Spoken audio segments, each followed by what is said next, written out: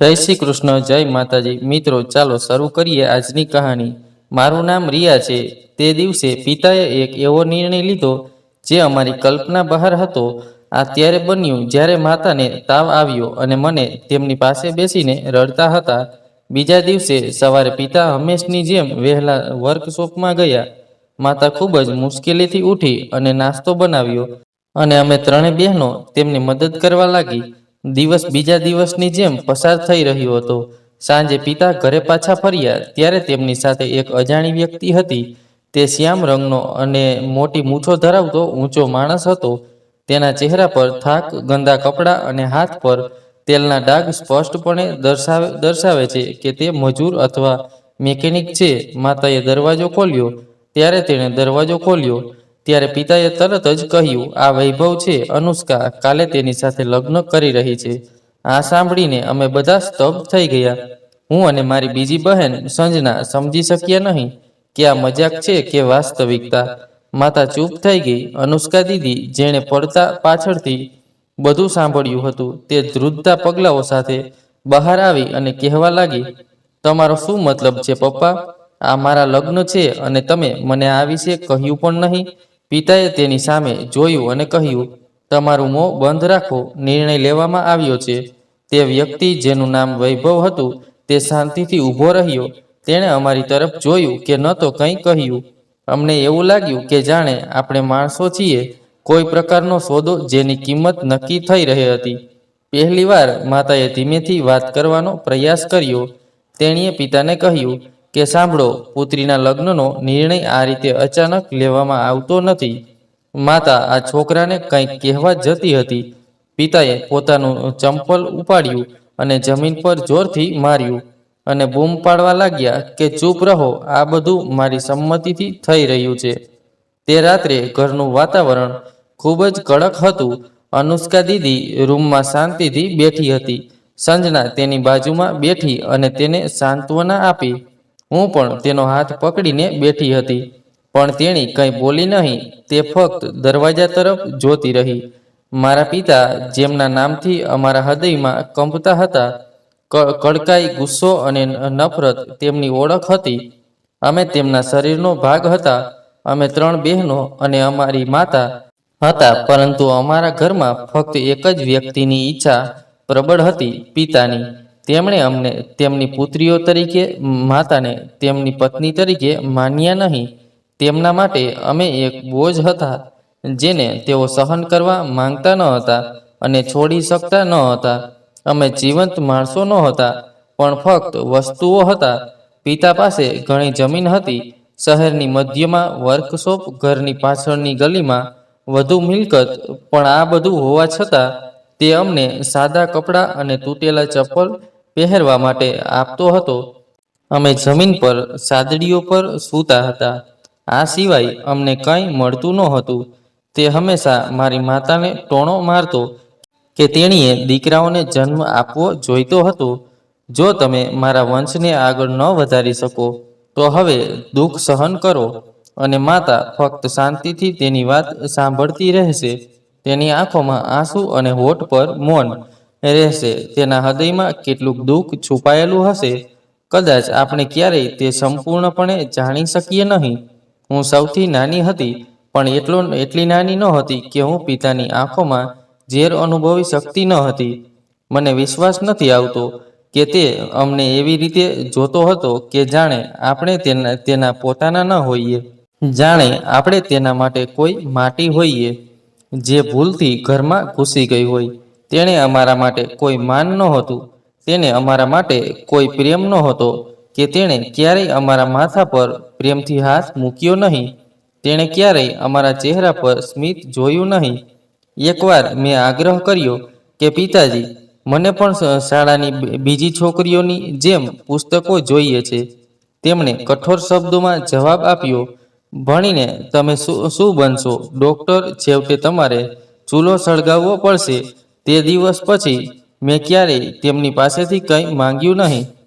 માંગવા કરતાં ઇનકાર વધુ દુઃખદાયક હતો. માતા કહેતી હતી કે દીકરી એક પુરુષ છે, હૃદય બદલાતું નથી, સ્ત્રી ફક્ત ધીરજ રાખે છે. કદાચ તે સાચી હતી. પિતાના મિત્રો અને નોકરો તેનાથી ડરતા હતા, પરંતુ અમે દીકરીઓ ફક્ત તેનાથી ડરતી નહોતી, પણ તેના પડછાયાથી પણ ધ્રુજતી હતી. ક્યારેક જો કોઈ મહેમાન આવે તો અમને ચારેયને એક રૂમમાં બંધ કરી દેવામાં આવતા, જેથી કોઈને ખબર ન પડે કે આ ઘરમાં ફક્ત સ્ત્રીઓ જ રહે છે. જાણે કે અમારી હાજરી આ ઘરમાં શરમનું કારણ હોય. માતા હંમેશા દરવાજા પાછળ બેસીને શાંતિથી રડતી, તે અવાજ દબાવવાનો શ્રેષ્ઠ પ્રયાસ કરતી. એક દિવસ મેં માતાને પૂછ્યું કે પિતા તમને આટલો બધો નફરત કેમ કરે છે?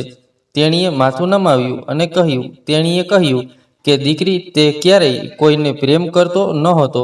મને લાગે છે કે પિતા અંદરથી તૂટેલા અરીસા જેવા હતા. તેમના હૃદયમાં સ્ત્રીઓ માટે ફક્ત નફરત બાકી હતી.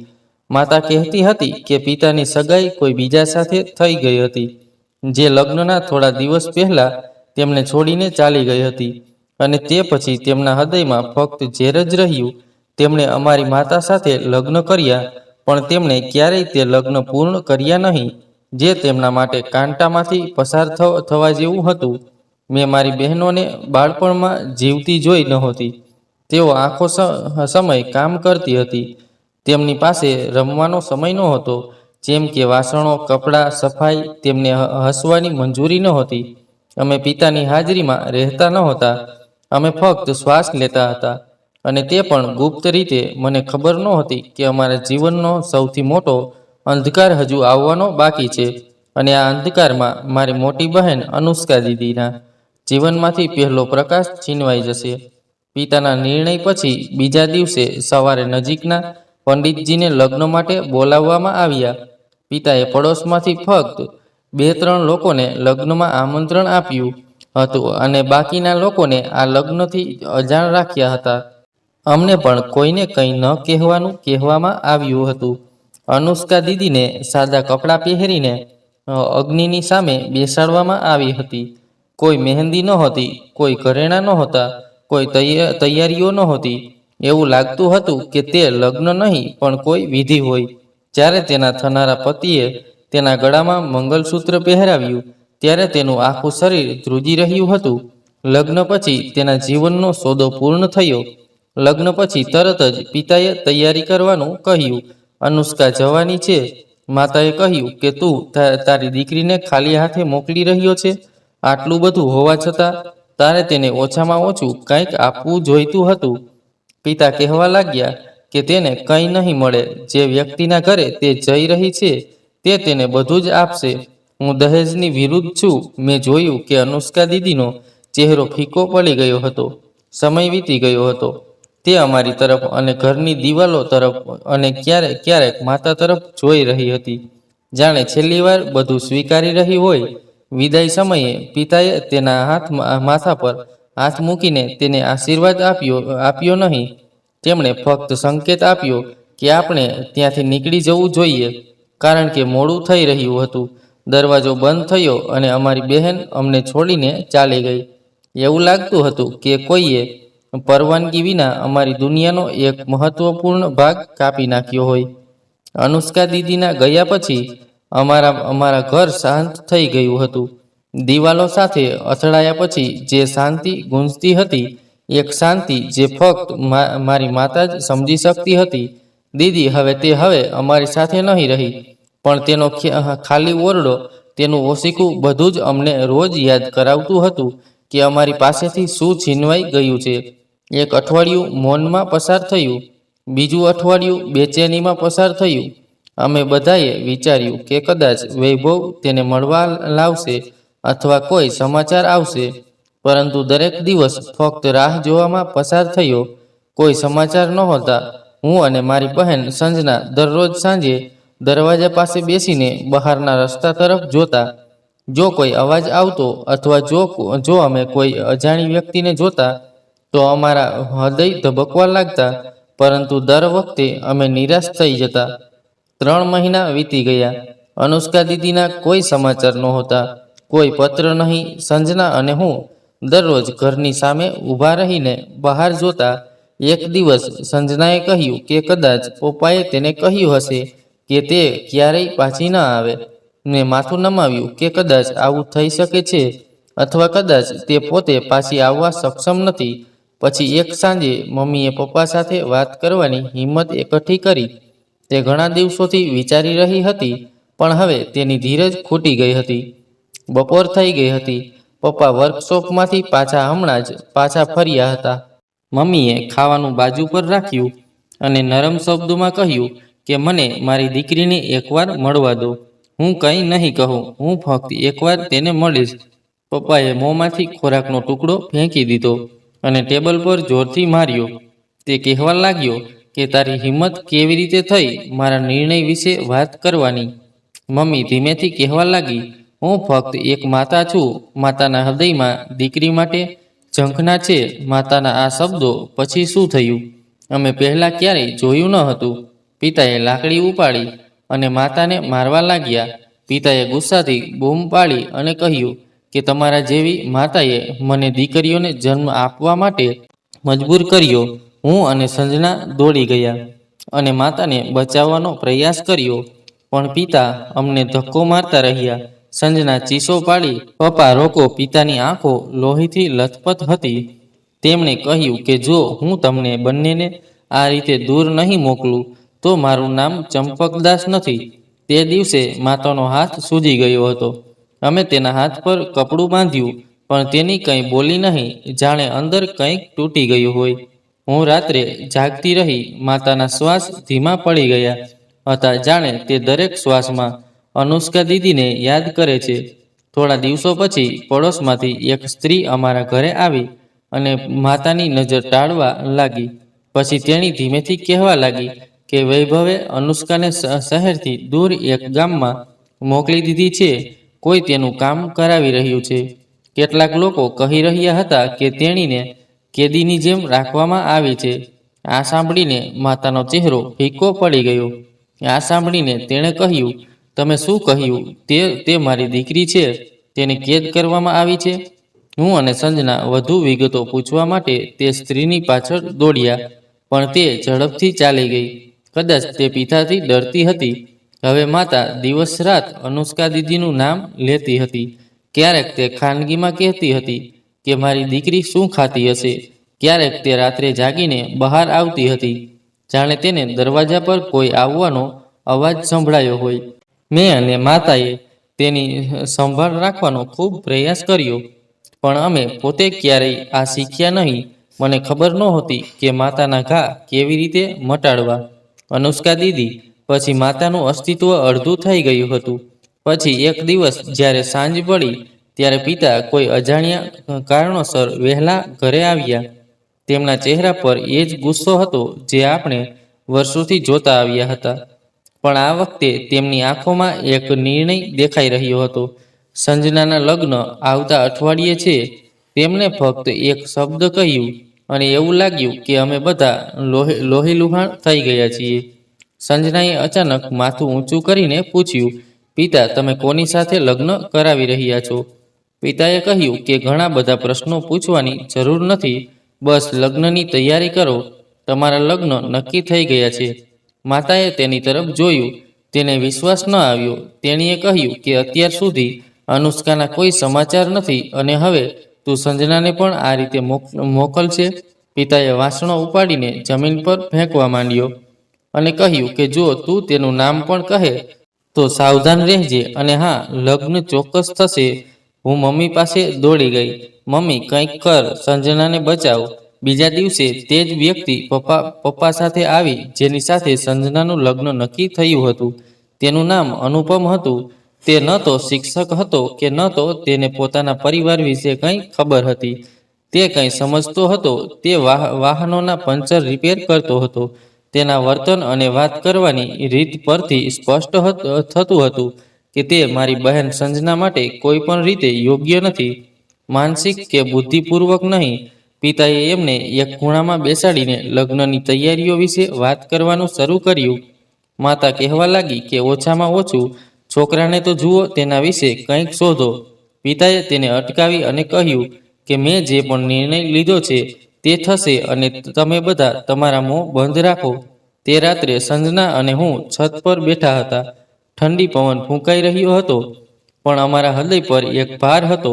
સંજનાએ માથું નમાવ્યું અને કહ્યું, રિયા, કદાચ મારું પણ ભાગ્ય અનુષ્કા દીદી જેવું જ છે. મેં કહ્યું, ના સંજના, ચાલો અહીંથી ભાગી જઈએ. આપણે મમ્મીને સાથે લઈ જઈશું.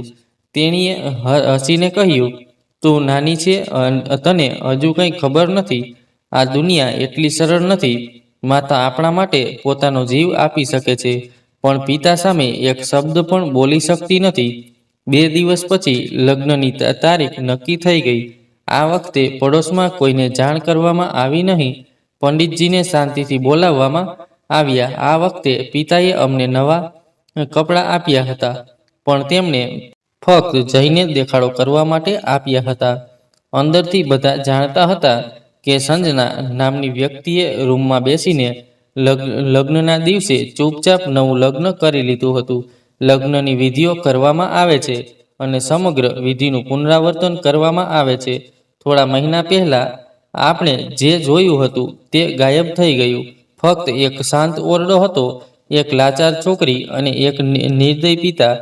વિદાયનો સમય આવ્યો ત્યારે માતા પહેલીવાર કંઈક કહેવા માંગતી હતી, પણ પિતાએ હાથમાં ઈશારાથી તેને રોકી કે ચૂપ રહે. મને તારા કરતાં મારી દીકરીઓની વધુ ચિંતા છે. સંજનાએ છેલ્લી વાર અમારી તરફ પાછળ જોયું. તેની આંખોમાં કંઈ નહોતું, કોઈ ફરિયાદ નહોતી, કોઈ ફરિયાદ, ફક્ત મૌન હતું. હું દરવાજા પાસે ગઈ. મેં તેનો હાથ પકડીને કહ્યું કે તું જતી રહીશ, પણ મને વચન આપ કે તું ક્યારેય અહીં ચોક્કસ આવીશ. તેણીએ માથું હલાવ્યું, પણ આ પછી ન તો તે પોતે આવી કે ન તો અમને તેનો અવાજ સંભળાયો. અનુપમ તેને એક જૂની બાઇક પર લઈ ગયો અને અમે 3માંથી ફરી 2 થઈ ગયા. લગ્ન પછી માતા સંપૂર્ણપણે ભાંગી પડી હતી. તેણે ઘણા દિવસો સુધી કંઈ ખાધું કે પીધું નહીં. તેણે કોઈની સાથે વાત પણ કરી નહીં. મેં તેના માટે ચા બનાવી, તેને દવા આપી, પણ તે કંઈ બોલતી નહીં. તે ફક્ત ખાલી રૂમ તરફ જોતી રહી, જાણે સંજનાનો અવાજ ત્યાં ગૂંજતો હોય. પોતાનું વર્તન હવે વધુ કડક બની ગયું હતું, જાણે તે અમને મશીન માનતો હતો. તે અમને એક પછી એક સમાપ્ત કરી રહ્યો હતો. દરરોજ તેની આંખોમાં એક નવી યોજના, એક નવું સ્વપ્ન હતું. કડકાઈ સ્પષ્ટ દેખાઈ રહી હતી. થોડા દિવસો પછી પડોશની એ જ ભિખારી સ્ત્રી જે પહેલા અનુષ્કા દીદીના સમાચાર લાવી હતી, ફરી આવી. તેણે મને દરવાજા પર બોલાવી અને ધીમેથી કહેવા લાગી, જુઓ દીકરી, સંજનાનો પતિ પણ વૈભવ જેવો જ નીકળ્યો. બંનેને એક જ હેતુ માટે પસંદ કરવામાં આવ્યા હતા. મેં તેને પૂછ્યું, તારો મતલબ શું છે? તે કહેવા લાગી કે તારા પિતા તારી માતા અને તારી બહેનો પાસેથી બદલો લઈ રહ્યા છે. તે સ્ત્રીઓને નફરત કરે છે. મેં દરવાજો બંધ કરી દીધો. હું રૂમમાં આવી, મને માતા પાસે બેઠી. મેં ફક્ત એટલું જ કહ્યું કે માતા, હવે આપણા જીવનમાં ફક્ત રાહ જ નથી, બીજી જિંદગી પણ છે. પરીક્ષા હજુ બાકી છે અને હવે તે પરીક્ષા મારા લગ્ન વિશે હોઈ શકે છે. હવે મારો વારો આવ્યો છે. મેં મારી ઉંમરના એ દિવસો વિતાવવા માંડ્યા જેમાં છોકરીઓ સામાન્ય રીતે સપના જોતી હોય છે, પણ મને ફક્ત એ જ વિચાર પરેશાન કરતો હતો, શું હવે મારો વારો છે? એક રાત્રે મમ્મીએ ખૂબ જ ધીમા અવાજે કહ્યું કે રિયા, જો તને તક મળે તો ક્યાંક જતી રહે. આ ઘર હવે તારા માટે બાકી નથી.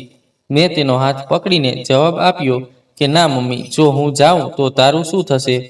મમ્મીએ આંખો ફેરવી અને કહેવા લાગી કે હવે મારી પાસે કંઈ બચ્યું નથી. દીકરા, તું બાકી છે. મારે તને બચાવવી પડશે. મેં મારી જાતને સાંત્વના આપી.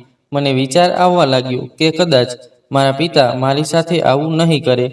એક દિવસ પિતાએ મારી માતાને બજારમાં મોકલી અને મને ઘરે એકલા રહેવા કહ્યું. તે પહેલીવાર હતું જ્યારે મને ઘરના ખૂણામાં રૂમમાં જવાની મંજૂરી આપવામાં આવી.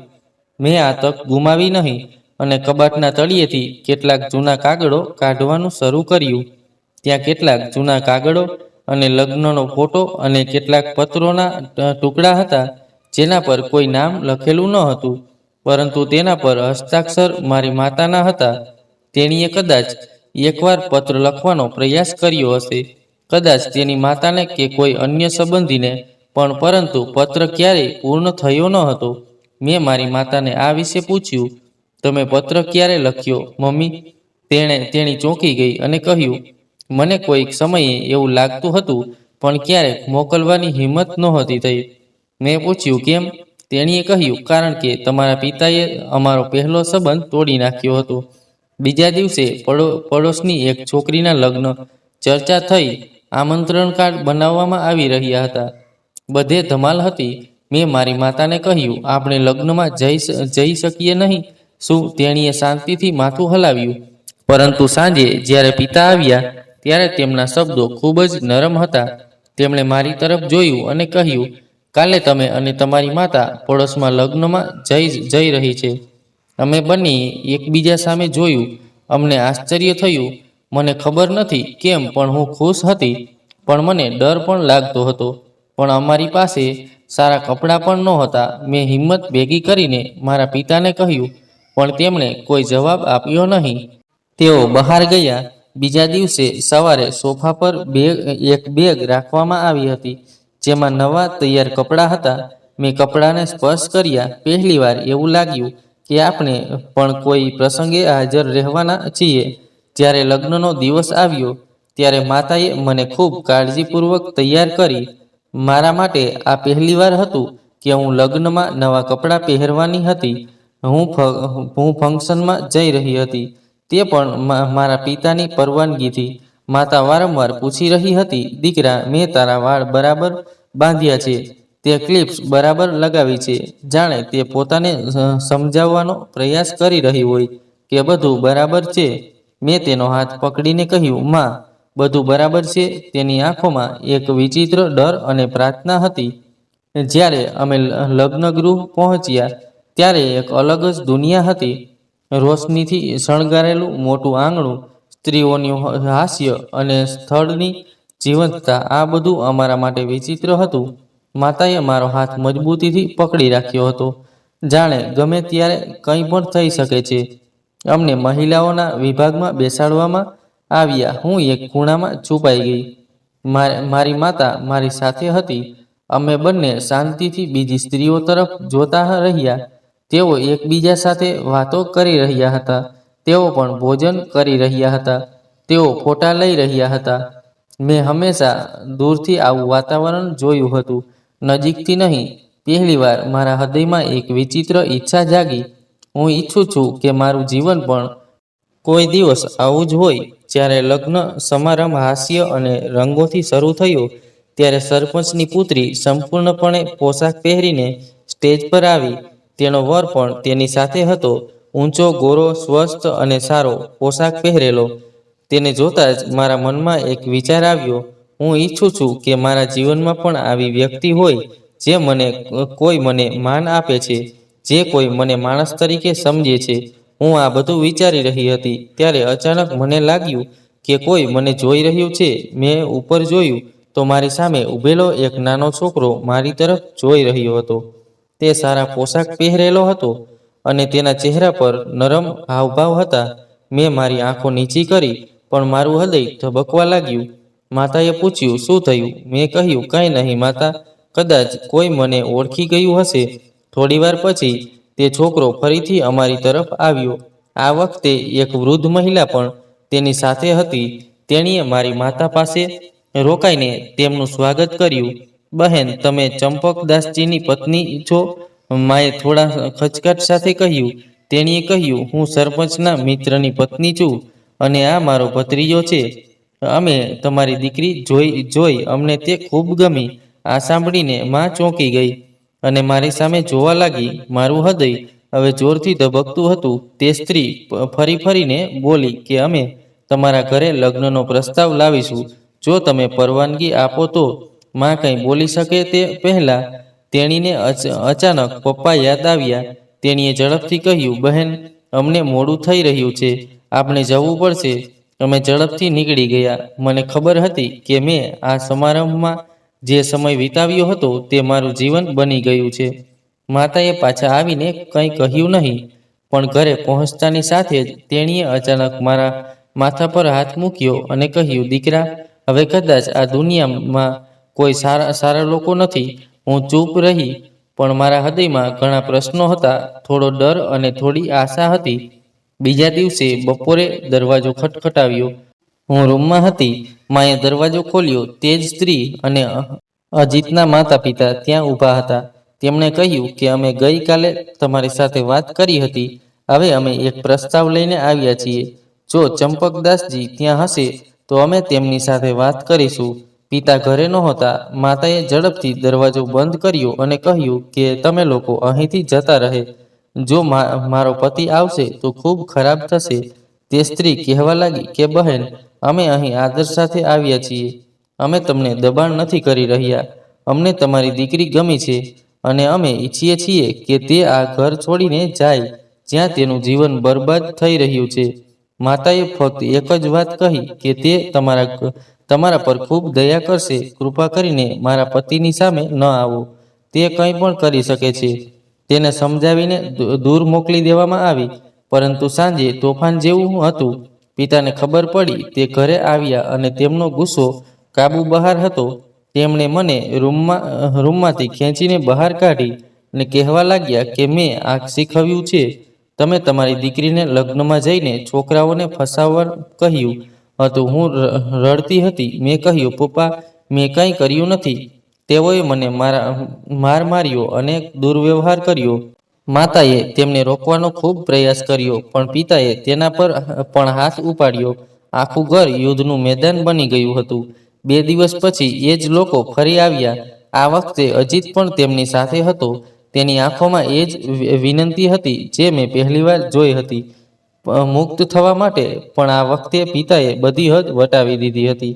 તેણે ઘરના દરવાજા પર બધાને અપમાનિત કર્યા અને બહાર કાઢી મૂક્યા. અમે માતા અને પિતા ફરી એકવાર સાથે હતા. અમે એકલા રહી ગયા. અજીત નામનો એક છોકરો, તે મને એક માણસ તરીકે જ વિચારતો હતો. કદાચ આ પહેલીવાર હતું જ્યારે કોઈએ મને જોઈ, ફક્ત એક છોકરી તરીકે નહીં પણ એક સંપૂર્ણ માણસ તરીકે. હું વિચારતી રહી કે શું આ કોઈ સ્વપ્ન છે કે કંઈક નવું શરૂ થયું છે.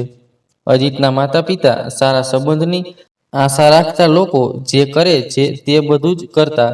તેઓ નરમાશથી બોલતા, આદરની મર્યાદામાં રહેતા અને પોતાની ઈચ્છા લાદવાને બદલે તેના પિતા પાસેથી પરવાનગી માંગતા. પરંતુ અમે સારી રીતે જાણતા હતા કે અમારા ઘરનો ઉંબરો પાર કરવો એટલું સરળ નથી. અજીતના કાકી, જેમને અમે લગ્નમાં પહેલીવાર મળ્યા હતા, તે બીજા અઠવાડિયે અમને મળવા આવ્યા. તે ફરી આવી.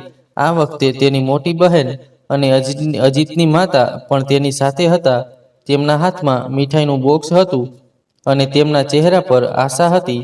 તેમણે ફરીથી કહ્યું કે બહેન, અમને તમારી દીકરી ખૂબ ગમે છે. અમે લગ્નનો પ્રસ્તાવ લઈને આવ્યા છીએ. અમે તમને અમારી દીકરીની જેમ માન આપીશું. માતાનો ચહેરો ફીકો પડી ગયો. તે ખૂબ જ નરમાશથી કહેવા લાગી કે તમે લોકો ચાલ્યા જાઓ. મારા પતિ ઘરે નથી અને જો તે આવે તો અજીતની માતાએ અટકાવીને કહ્યું કે અમે અહીં કોઈ અપમાન કરવા માટે નથી આવ્યા. અમે ઈચ્છીએ છીએ કે રિયા સુરક્ષિત રહે, ખુશ રહે અને અમે જે જોયું તે અમને ગમ્યું. હું રૂમની પાછળ ઊભી હતી અને બધું જોઈ રહી હતી. હું સાંભળી રહી હતી. મેં બારીમાંથી ડોકિયું કર્યું અને જોયું કે અજીત પણ તેમની સાથે હતો. તેની આંખો નીચી હતી પણ તેના ચહેરા પર નિર્ણય સ્પષ્ટ દેખાઈ રહ્યો હતો. દરવાજો જોરથી ખુલ્યો ત્યારે અભિમા કંઈ બોલ્યો ન હતો. પિતા આવી ગયા હતા. કદાચ પડોશમાં કોઈએ તેમને કહ્યું હશે કે તેમની ગેરહાજરીમાં કેટલાક લોકો તેમના ઘરે આવી રહ્યા છે. પિતાએ બૂમ પાડીને કહ્યું, તમે લોકો શું નાટક કરી રહ્યા છો? તમે મારી પરવાનગી વિના મારા ઘરમાં પ્રવેશ્યા છો. અજીતના પિતાએ પરિસ્થિતિ સંભાળવાનો પ્રયાસ કર્યો. ભાઈ સાહેબ, અમે તમારી દીકરી માટે પ્રસ્તાવ લાવ્યા છીએ. કૃપા કરીને અમને સમજવાનો પ્રયાસ કરો. પિતાએ આશ્ચર્ય સાથે કહ્યું, પ્રસ્તાવ? કોના લગ્ન? મારી દીકરીના. તેણે મારી સામે જોયું અને કહ્યું કે આ તો તું પુરુષોને ફસાવવાનું શીખી ગઈ છો. તે મારી તરફ આગળ વધ્યો અને કંઈ બોલ્યા વગર મને થપ્પડ મારી. હું ડરી ગઈ. મમ્મી વચ્ચે આવી અને કહ્યું કે તું શું કરી રહ્યો છે? આ લોકો માન સાથે આવ્યા છે. તેમની વાત સાંભળો. પિતાએ મમ્મીને પણ ધક્કો માર્યો અને કહ્યું કે તમારા કારણે આજે મારે આ દિવસ જોવો પડી રહ્યો છે. એક પછી એક મને પરેશાન કરી રહ્યા છે. અજીત થોડા ડગલા આગળ આવ્યો અને કહ્યું કે કાકા, અમે કંઈ ખોટું કર્યું નથી. હું ફક્ત સન્માન સાથે તમારા ઘરે લગ્નનો પ્રસ્તાવ લઈ આવી રહ્યો છું. હું આવ્યો છું. પિતા તેણે તેમની તરફ આંગળી ચીંધીને કહ્યું, અહીંથી નીકળી જાઓ. તમારે લોકોએ ફરી ક્યારેય મારા દરવાજે આવવું જોઈએ નહીં, અને જો આવું કર્યું તો હું પોલીસને બોલાવીશ. અજીતની માતાએ પણ આંખો નીચી કરી અને ધીમેથી કહ્યું કે અમે ફક્ત અમારા દીકરાની ખુશી માટે અહીં આવ્યા છીએ. જો તમે ઈચ્છો તો અમે પાછા જઈ શકીએ છીએ. પિતાએ આગળ વધીને તેના હાથમાંથી મીઠાઈનો ડબ્બો છીનવી લીધો અને દરવાજાની બહાર ફેંકી દીધો અને કહ્યું, મારા ઘરમાંથી હમણાં જ નીકળી જાઓ. તેઓ બધા પાછા ગયા. મેં દરવાજો બંધ કરી દીધો, પણ અંદરનો તોફાન હજુ બંધ થયો ન હતો.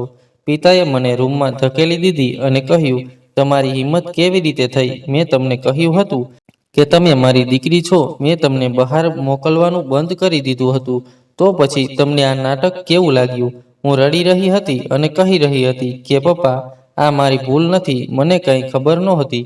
પપ્પાએ દરવાજો બળજબરીથી બંધ કરી દીધો અને મારા હાથ પર લાકડીથી માર્યા. માતાએ દરમિયાનગીરી કરીને કહ્યું કે બંધ કરો. તે તમારી દીકરી છે. તે એક માસૂમ બાળકી છે. પિતાએ કહ્યું કે તે દીકરી નથી, તે એક ડાઘ છે, જેમ અમારા પરિવારના સન્માન પર લાગ્યો છે. પછી તેણે દરવાજો બંધ કરી દીધો અને મને અને માતાને અંદર બંધ કરી દીધા. અમે આખી રાત અંદર બંધ રહ્યા. માતાએ મારો હાથ પકડીને જોયો, જે વાદળી થઈ ગયો હતો. માતાએ કહ્યું કે દીકરા, કૃપા કરીને મને માફ કરી દો. જો હું કંઈક કરી શકત તો હું તમને બચાવી લેત. મેં માતાનો હાથ પકડીને કહ્યું કે તે તમારી ભૂલ નથી. માતા, અમને હમણાં જ જેલમાં બંધ કરવામાં આવ્યા છે. સવારે દરવાજો ખુલ્યો અને અમને બહાર જવા દેવામાં આવ્યા. પિતા ચૂપ હતા, જાણે કંઈ થયું જ ન હોય. હું માતા સાથે રસોડામાં કામ કરવા લાગી, પણ અજીતનો દેખાવ મારા મનમાં વારંવાર આવી રહ્યો હતો, જેમાં ફક્ત પ્રશ્નો હતા. બીજા દિવસે એ જ ભીખ માંગતી સ્ત્રી આવી, જે હંમેશા પૈસા માંગવા આવતી હતી. તેણે મને ધીમેથી એક કાગળ આપ્યો અને કહ્યું, આ દીકરીને લઈ જા. છોકરો વારંવાર પ્રસ્તાવ લઈને આવી રહ્યો છે. તે મારી સાથે કંઈક વાત કરવા માંગે છે. તેણે મને આ સંદેશ તને આપવા કહ્યું છે. મેં કાગળ ખોલ્યો અને તેમાં લખ્યું હતું, રિયા, હું ફક્ત તમારી સાથે લગ્ન કરવા માંગુ છું. મને ખબર છે કે તું શું પસાર કરી રહી છે. હું તને મારી પત્ની બનાવવા માટે કોઈ પણ હદ સુધી જઈશ. અજીત, મેં તે કાપલી વંટાળીને કબાટમાં રાખી દીધી. હું સમજી ગઈ હતી કે જે શરૂ થયું છે તે બંધ થશે નહીં. હવે પિતાની ક્રૂરતા કરતાં હું મારા હૃદયના નિર્ણયથી ડરી ગઈ હતી. મેં પહેલીવાર કોઈ પણ વિશ્વાસ કરવાનું વિચાર્યું હતું. છેલ્લા કેટલાક દિવસો આ પ્રકારની મૂંઝવણમાં પસાર થયા હતા. અજીતના આપેલા સંદેશે મારા હૃદયમાં એક નવી હલચલ મચાવી દીધી હતી, અને પિતાની ક્રૂરતાએ મને લાચાર બનાવી દીધી હતી. પછી એ જ દિવસ આવ્યો જ્યારે અમારી ચીસોનો અવાજ દિવાલોમાંથી નીકળવા લાગ્યો અને શેરીમાં સંભળાવા લાગ્યો, અને શેરી ગૂંજવા લાગી. સાંજનો સમય હતો. માતા રસોડામાં રસોઈ કરી રહી હતી. હું ઝાડુ મારી રહી હતી અને પિતા આંગણામાં બેઠા બેઠા સિગરેટ પી રહ્યા હતા. અચાનક દરવાજો ખટખટાવ્યો. દરવાજો ખોલો, પોલીસ છે. અમે બંને ડરી ગયા. પિતાએ એક ક્ષણ માટે સિગારેટ બંધ કરી અને દરવાજો ખોલ્યો.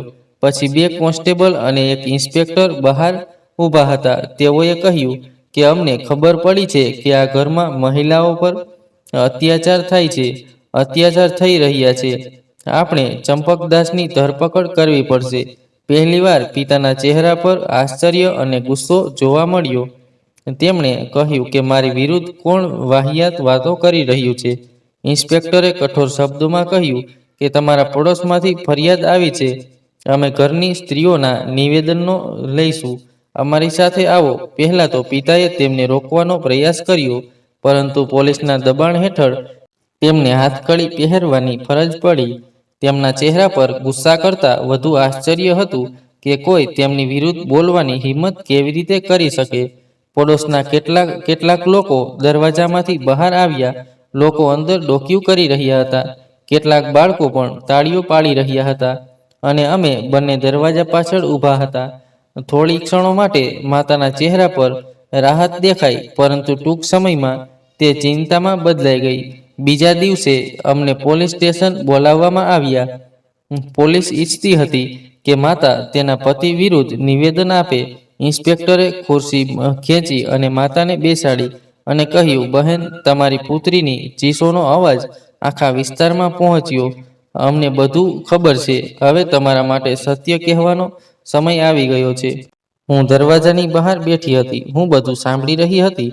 મારું હૃદય ધબકતું હતું. હું ઈચ્છતી હતી કે માતા આખરે વર્ષોથી તેની સાથે શું થઈ રહ્યું છે તે બધું કહે. મેં પ્રાર્થના કરી કે કાશ અમે આજે મારી માતા બધું કહે. ઇન્સ્પેક્ટરે ફરીથી કહ્યું કે તમારો પતિ દીકરીઓને ત્રાસ આપે છે. તે તેની પત્નીને માર મારે છે. અમને સત્ય કહો જેથી અમે ન્યાય કરી શકીએ. માતા થોડીવાર ચૂપ રહી. પછી તેણે માથું નમાવ્યું અને કહ્યું કે મારા પતિનું વર્તન થોડું કઠોર છે, પણ તે ખરાબ વ્યક્તિ નથી. ઘરની વાતો બહાર નીકળી જાય છે, તેથી જ લોકો આરોપ લગાવી રહ્યા છે. થોડીવાર મૌન રહ્યા પછી ઇન્સ્પેક્ટરે કહ્યું કે તમે વિશ્વાસ સાથે કહી રહ્યા છો કે તે તમારી દીકરીને મારતો નથી? માતાએ કહ્યું કે ક્યારેક તે ગુસ્સામાં થોડું કઠોર બોલે છે, પણ માર મારવાની વાર્તા ખોટી છે.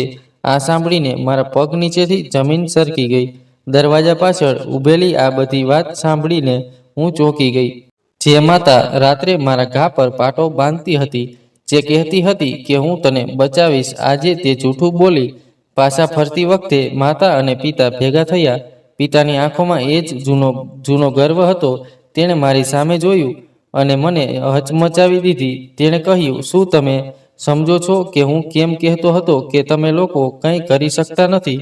હું તમને વેચીને પણ છટકી જઈશ. મેં માતા તરફ જોયું, પણ તે મારી નજર ટાળી ગઈ હતી. તે રૂમમાં પ્રવેશતા જ પિતાએ દરવાજો બંધ કરી દીધો. તેણે અટકીને કહ્યું કે તમે બંને વિચારો છો કે પોલીસ મારી સામે ઊભી રહેશે? મેં આ વિસ્તારમાં 30 વર્ષ વિતાવ્યા છે. માં ચૂપચાપ ઊભી હતી. મેં હિંમત ભેગી કરીને માને પૂછ્યું કે તમે આવું કેમ કર્યું? તમે ખોટું કેમ બોલ્યા? તે એક ક્ષણ માટે ચૂપ રહી. પછી તેણે ધીમેથી કહ્યું, રિયા, જો મેં સાચું કહ્યું હોત તો તારા પિતા ક્યારેય પાછા ન આવ્યા હોત અને તારા લગ્ન કાયમ માટે બંધ થઈ ગયા હોત. જે લોકો તને પસંદ કરે છે તેઓ ક્યારેય તને સ્વીકારી શક્યા ન હોત. વાત અજીતની છે. હા, જો તારા પિતાને સજા થશે તો તારી જીદ વધુ વધી જશે. તે તને ક્યારેય કોઈની સાથે લગ્ન કરવા દેશે નહીં. હું તને ખુશ જોવા માંગતી નહોતી. મેં સત્ય છુપાવ્યું જેથી તું બચી શકે. હું કંઈ બોલી શકી નહીં. હું ફક્ત રૂમના એક ખૂણામાં શાંતિથી બેઠી રહી. પોલીસ સ્ટેશનની પાછા આવ્યા પછી ઘરમાં બધું પહેલા જેવું થઈ ગયું, પણ મારી અંદર કંઈક બદલાઈ ગયું હતું. એક તરફ માથાનું જૂઠું સાંભળીને મારું હૃદય તૂટી રહ્યું હતું અને બીજી તરફ હું ફક્ત સમજવા લાગી તે મને બચાવવા માટે જૂઠું બોલતી હતી. પણ આ જૂઠાણે મને ચોક્કસ તક આપી. હું આ તક ગુમાવવા માંગતી નહોતી. કેટલાક દિવસો પસાર થયા. પિતા રોજની જેમ સવારે જતા રહેતા હતા. હું માતા સાથે ઘરકામમાં વ્યસ્ત રહેતી હતી, પણ મારી નજર ઘણીવાર શેરીના ખૂણા પર અટકી જતી હતી, જ્યાં તે ભીખ માંગતી સ્ત્રી આવતી હતી જેણે મને પહેલા અજીતનો સંદેશ આપ્યો હતો. તે સ્ત્રી ફરીથી આવી હતી.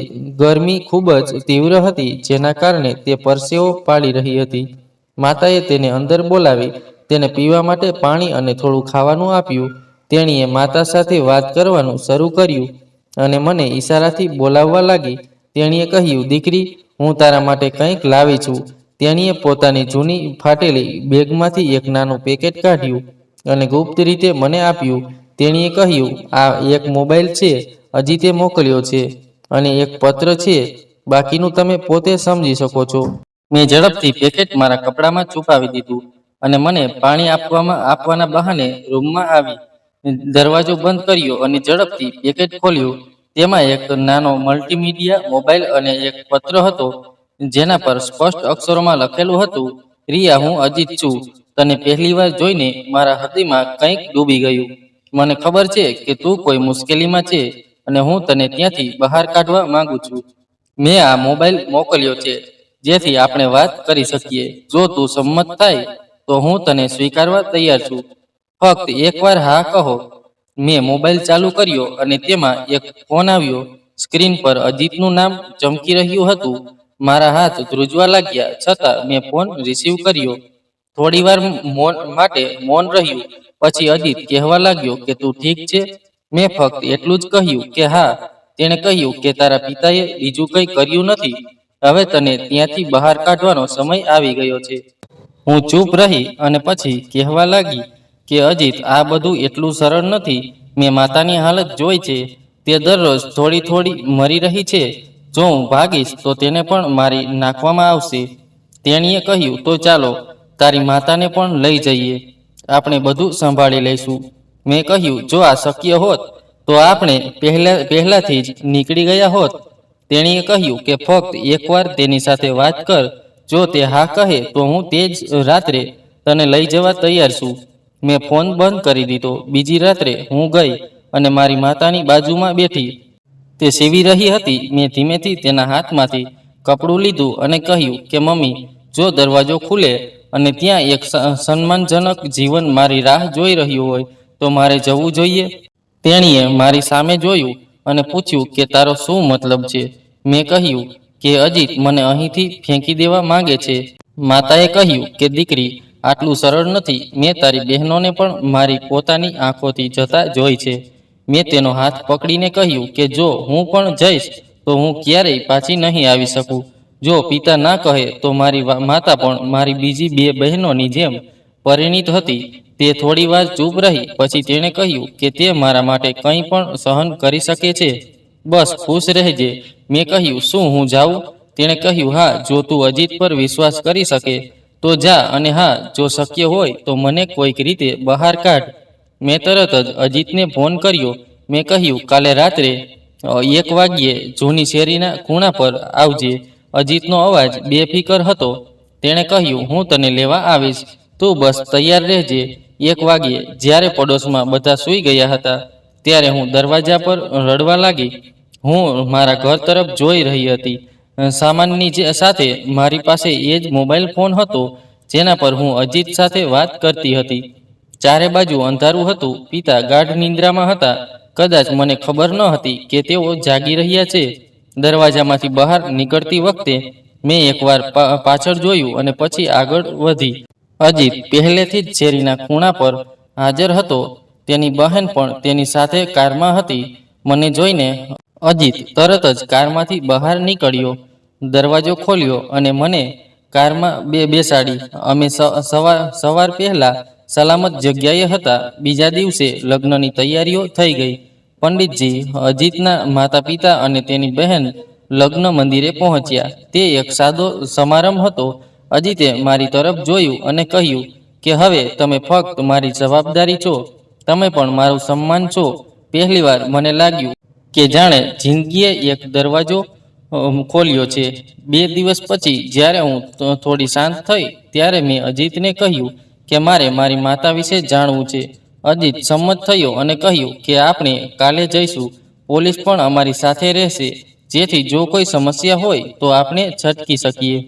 બીજા દિવસે સવારે અમે નજીકના પોલીસ સ્ટેશન પહોંચ્યા. અજીતના પિતા ત્યાં પહેલેથી જ વાત કરી ચૂક્યા હતા. 2 કોન્સ્ટેબલ અમારી સાથે ગયા. ત્યારે અમે ઘર નજીક પહોંચ્યા ત્યારે બહાર બધા ઊભા હતા. કંઈક આવું જ હતું. મૌન. મેં મારી માતા માટે પ્રાર્થના કરી, ભગવાન, મારી માતાને બચાવો. મેં દરવાજો ખખડાવ્યો પણ કોઈ જવાબ ન મળ્યો. પોલીસે બળજબરીથી દરવાજો ખોલ્યો.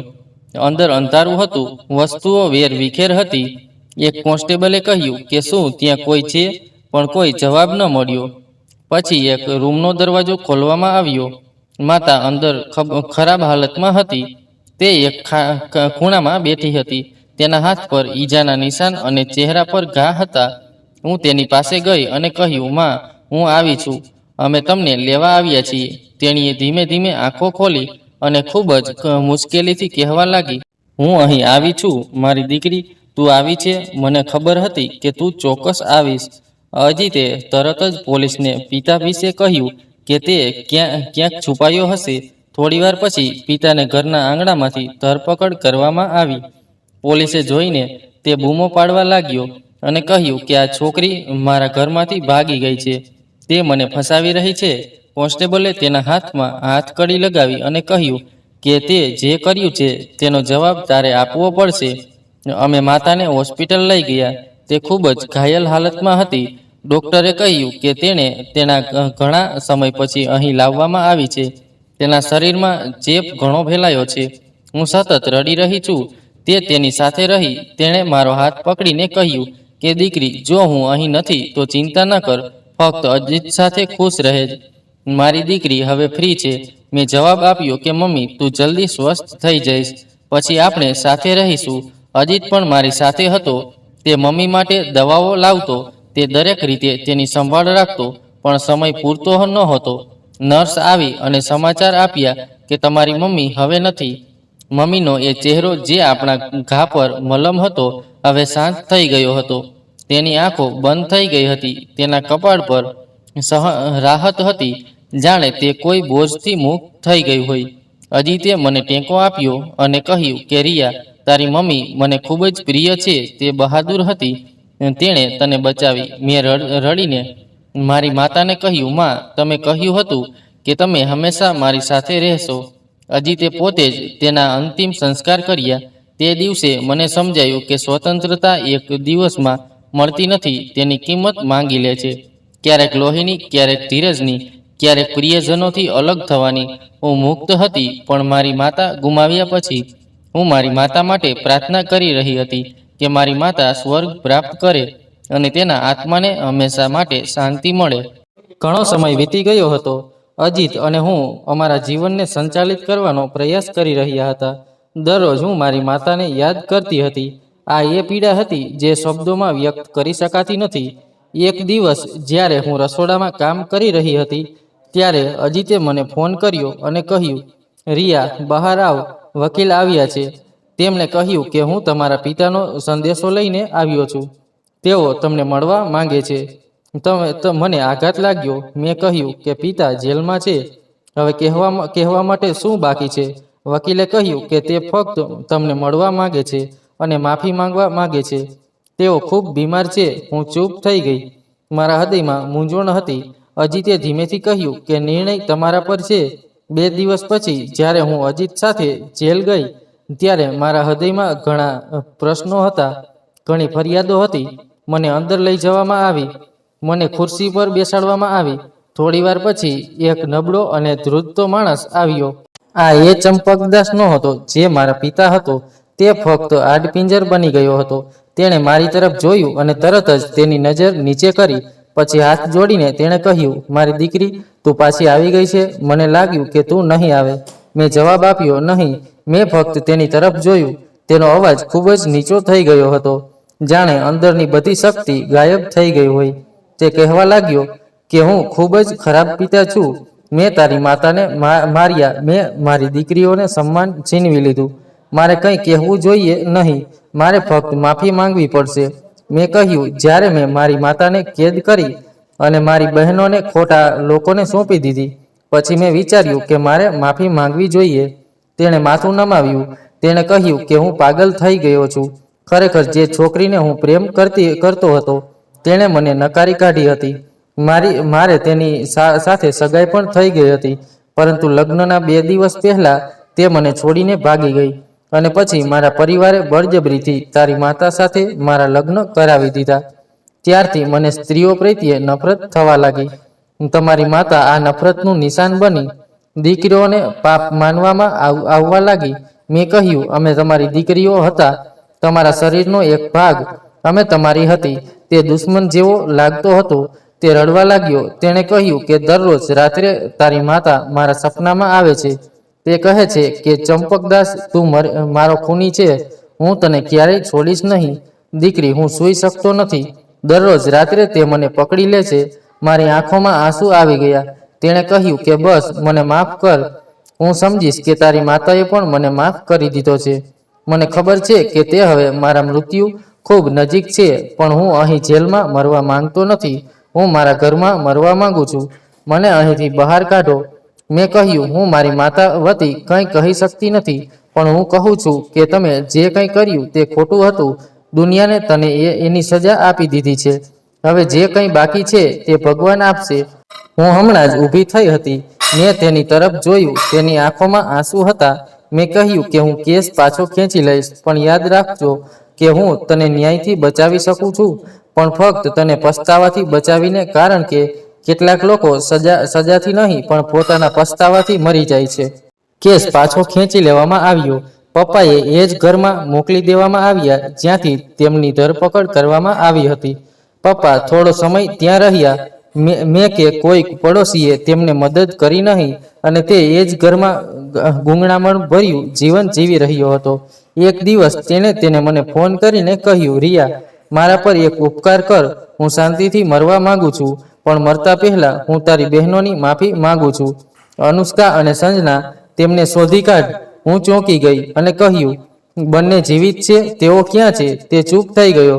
તેણે ફક્ત પોતાના ખિસ્સામાંથી કાગળનો ટુકડો કાઢ્યો અને મને આપ્યો, જેના પર સરનામું લખેલું હતું. તેણે કહ્યું, આ સરનામું છે. જઈને જોજો. જો શક્ય હોય તો મારા વતી તેમની માફી માંગજો. ભલે તેઓ મારો ચહેરો ન જુએ, પણ મરતા પહેલા હું તેમના વિશે જાણવા માંગુ છું. પછી કદાચ મને શાંતિ મળશે. હું તે સરનામે ગઈ જે ગામથી ઘણો દૂર હતો અને જૂની ઉજ્જડ વસાહતની ધાર પર ધૂળિયા રસ્તાઓમાંથી પસાર થયા અને એક તૂટેલા દરવાજા સામે રોકાઈ ગયા. તે બહારથી બંધ હતું. જ્યારે અમે આસપાસના લોકોને પૂછ્યું ત્યારે તેઓએ અમને કહ્યું કે બે છોકરીઓ અહીં એક નોકરાણી સાથે રહેતી હતી. તેમને બંધક બનાવવામાં આવી હતી. અહીં કોઈ આવતું કે જતું નથી. હવે અમને ખબર નથી કે તેઓ અહીં છે કે નહીં. આ સાંભળીને અમને નવાઈ લાગી. અમે પોલીસની મદદ લીધી અને ઘરનું તાળું તોડી નાખ્યું.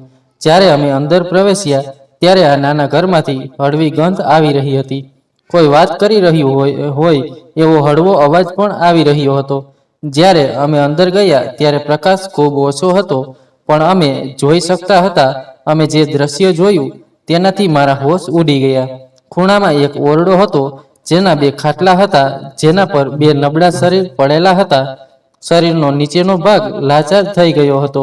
હું ધીમે ધીમે તેમની પાસે ગઈ અને જોયું કે મારી બંને બહેનો ત્યાં હતી, સંજના અને અનુષ્કા દીદી, જેમને હું ઘણા વર્ષો પછી જોઈ રહી હતી. હું તેમની પાસે રડતી બેઠી. મેં પૂછ્યું કે આ બધું કેવી રીતે થયું.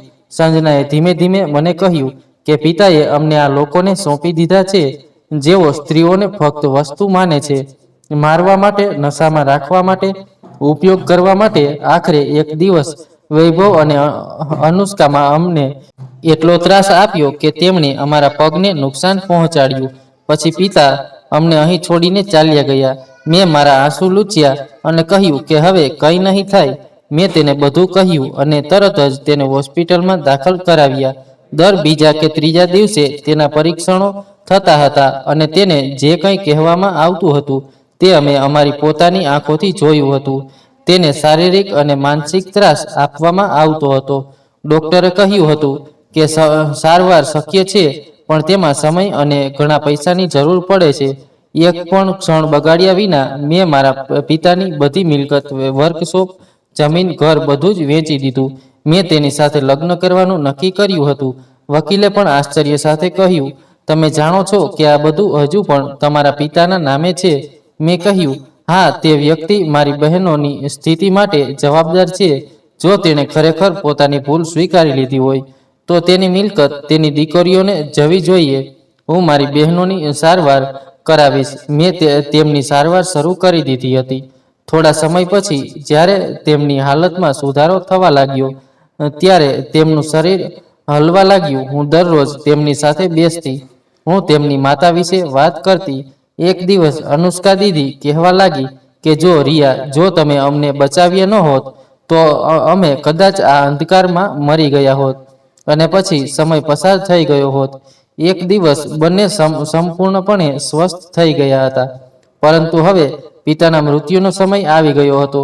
પિતા પણ તેમની અંતિમ ક્ષણોમાં ગૂંગળામણથી મૃત્યુ પામ્યા હતા, પરંતુ અમે હજુ પણ તેમના અંતિમ સંસ્કાર કર્યા અને તેમના આત્માની શાંતિ માટે પ્રાર્થના કરી, કારણ કે પિતા ક્યારેય તેમની ફરજ નિભાવી શક્યા નહીં, પરંતુ અમે દીકરીઓએ અમારી ફરજ બજાવી હતી. મિત્રો, મને આશા છે કે તમને અમારી વાર્તા ગમી હશે. જો તમને વાર્તા ગમી હોય તો વિડીયોને લાઈક કરો.